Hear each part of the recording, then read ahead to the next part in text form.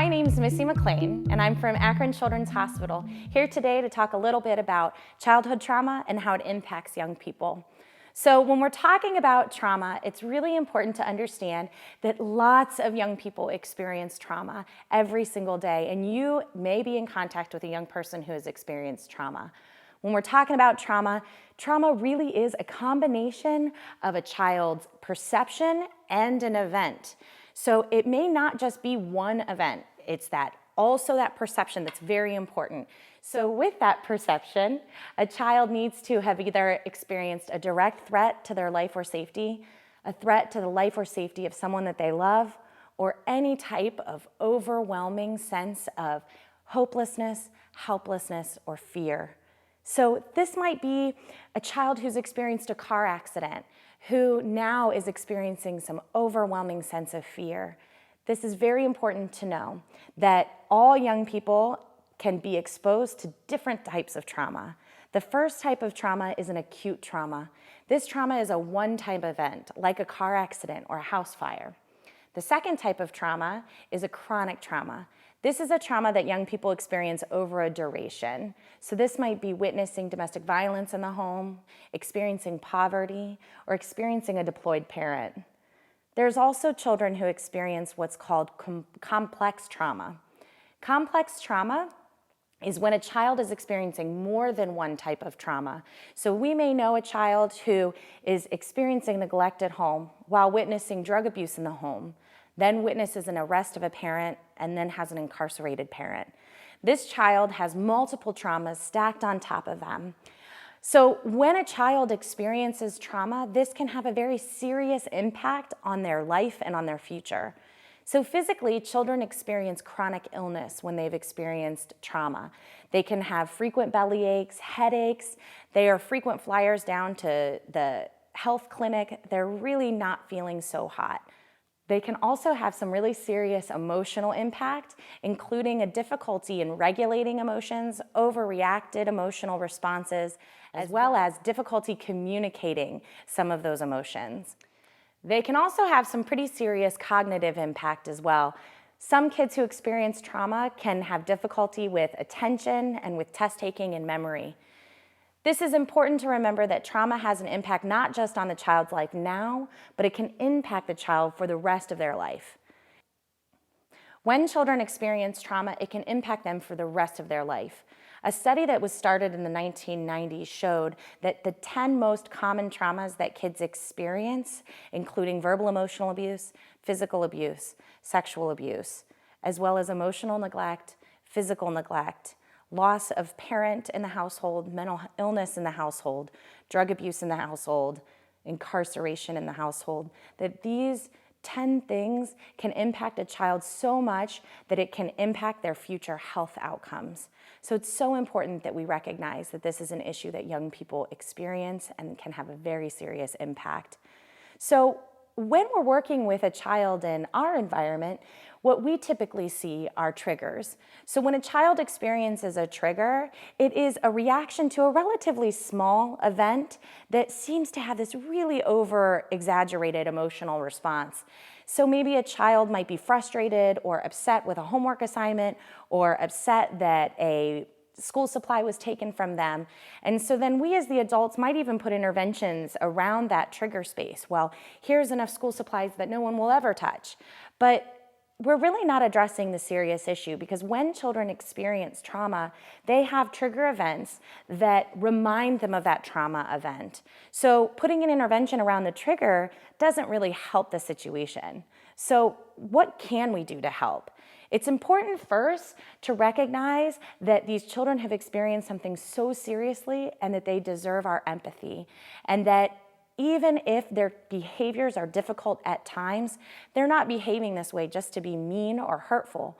They are experiencing something that may impact them for the rest of their lives. So having empathy for that situation is the best thing that you can do first off.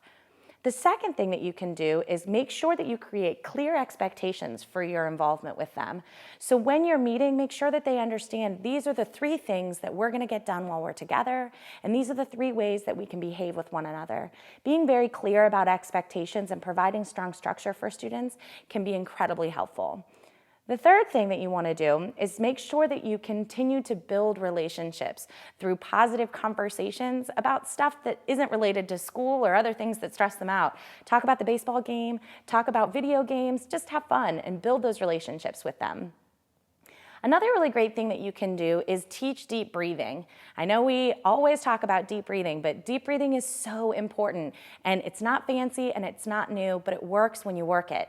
So teaching a child to deep breathe can be the best thing that you can do for them. There is a breathing star that you can use. This is helpful when a child may need a visual or tactile tool to help them deep breathe, so they can breathe along the star, in and out, in and out. One myth about deep breathing is that you need to take deep breaths when you're angry. That's not true.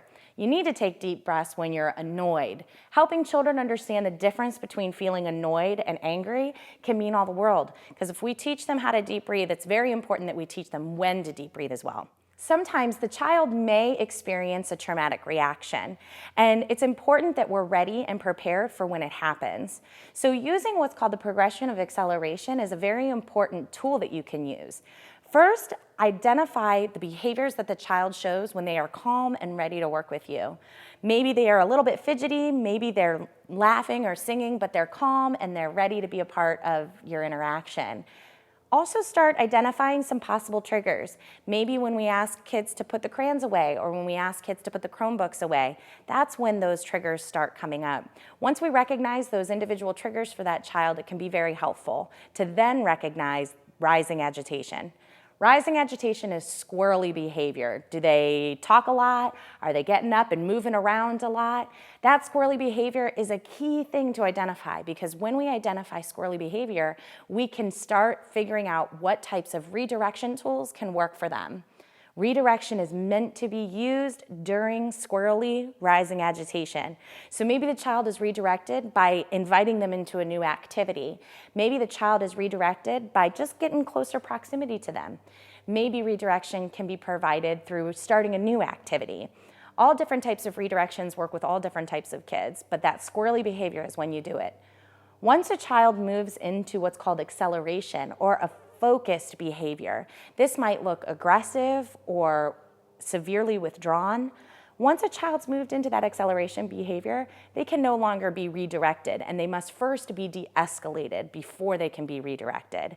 So to de-escalate a child who has reached acceleration, the first rule of de-escalation is that you need to watch your voice in tone, tempo, and volume.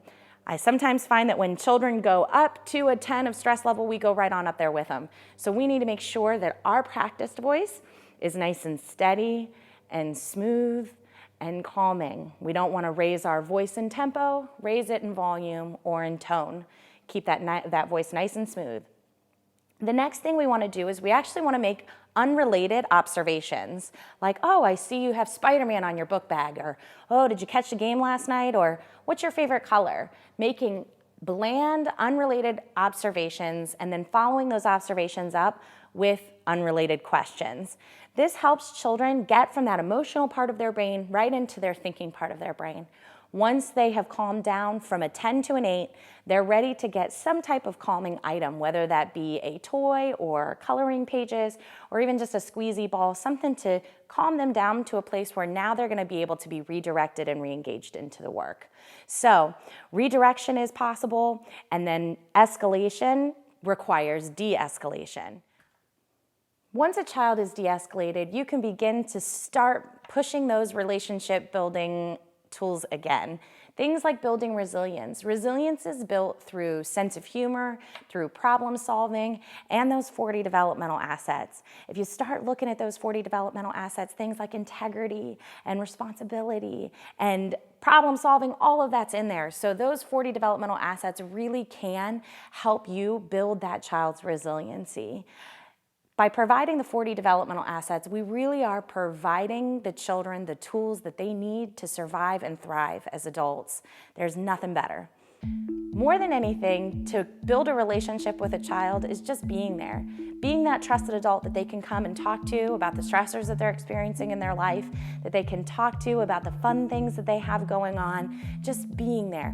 Every child needs an adult who's going to be there for them, and you could be them.